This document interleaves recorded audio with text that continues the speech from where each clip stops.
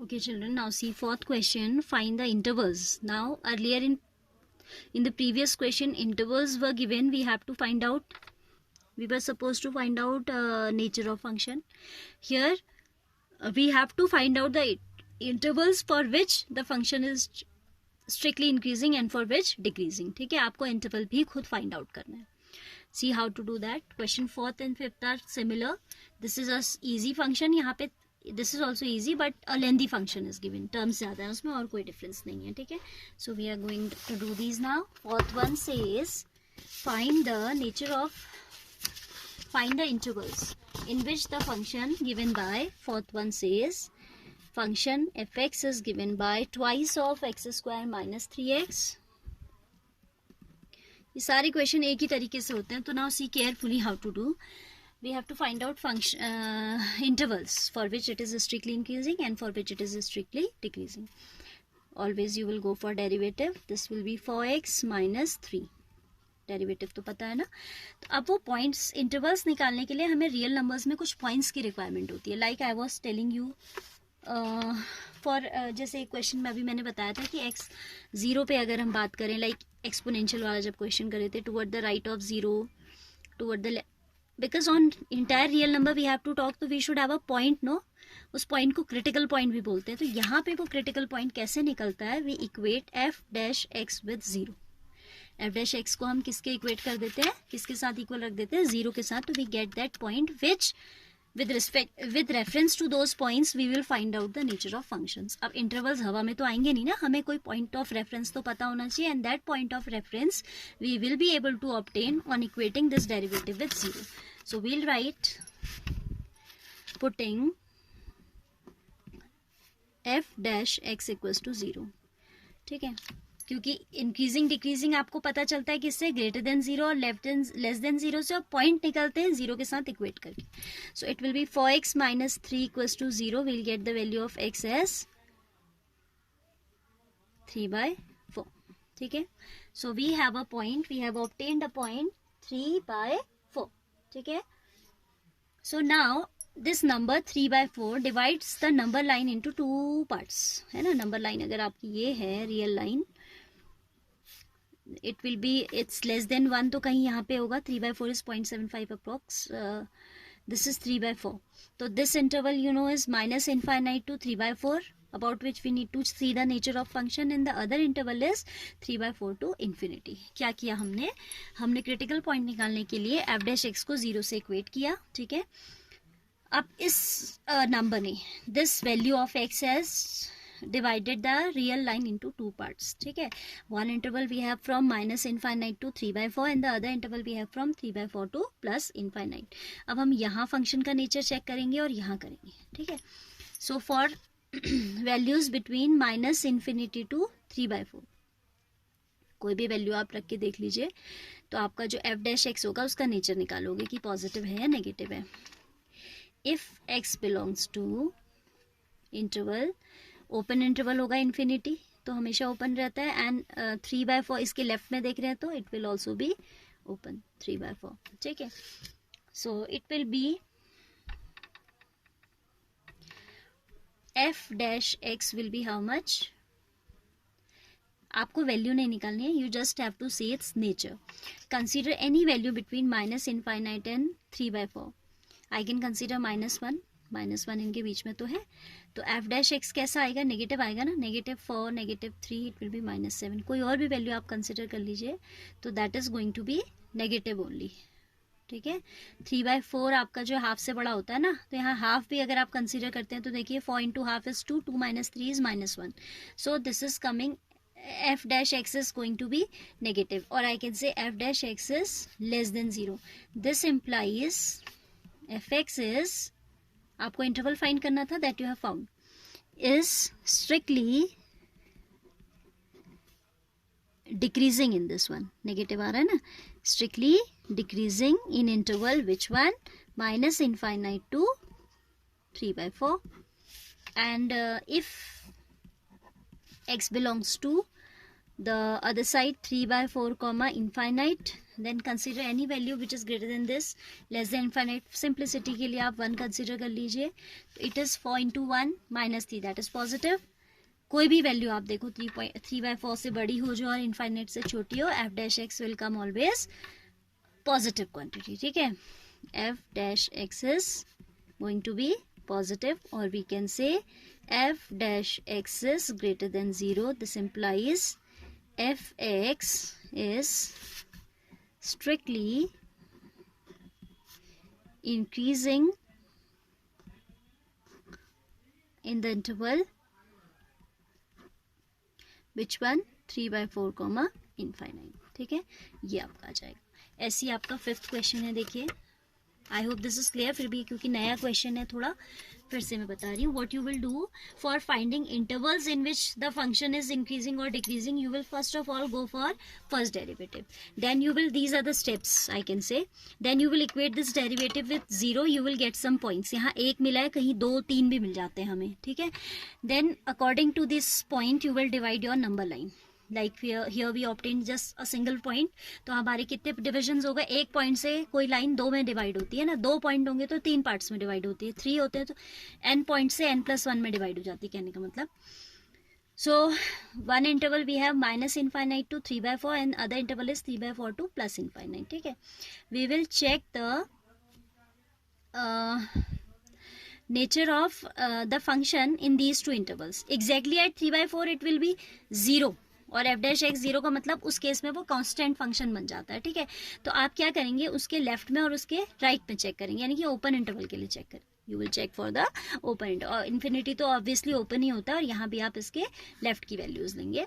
f dash x will be 4 into कोई भी value. For example I picked -1 initially, तो -4 -3 it is going to be negative. Any other value you can. You are not suppose to show that calculation because there are infinite points in between. आप किस किस का देखोगे? Randomly आप कोई एक point उठाओ और अपने सेटिस्फेक्शन के लिए उसको चेक कर लो. ठीक है, so we obtain that f dash x is less than 0. हम x पे बात करें, इट मीन्स हम जनरल बात करें ना, तो हम एग्जाम्पल नहीं दिखाएंगे. That is for our satisfaction. तो हमने लिखा कि as f dash x is less than 0, fx is strictly decreasing in this. Then case second हमने लिया, if x belongs to this interval, it means 3/4 to infinity, then f dash x is going to be positive. कोई भी value उठाइए आप, 1 उठाइए, 3/4 के बाद 1 आ जाएगा, यहाँ फिर 2 आएगा. between these we have many such positive values. For all those values f dash x is going to be positive. As it is going to be positive, it is strictly increasing in this. एक part में वो decreasing है और एक में increasing है. Intervals आपको बताने थे, तो you have obtain the intervals. This is the required interval and this one is the other interval for which it is decreasing. See question number 5 also along with this only. 5th question कहता है fx is given by 2x cube minus 3x square. Function थोड़ा लेंदी है, question की working बिल्कुल same है. 2x cube minus 3x square minus 36x plus 7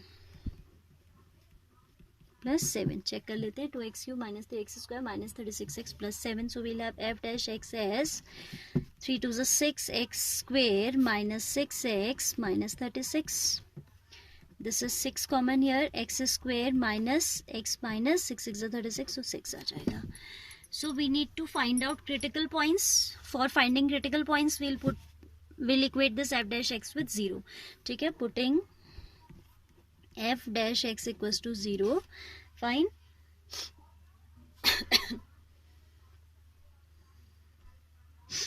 f dash x हो गया आपका 6 into x square minus x minus 6 equals to 0, or we can say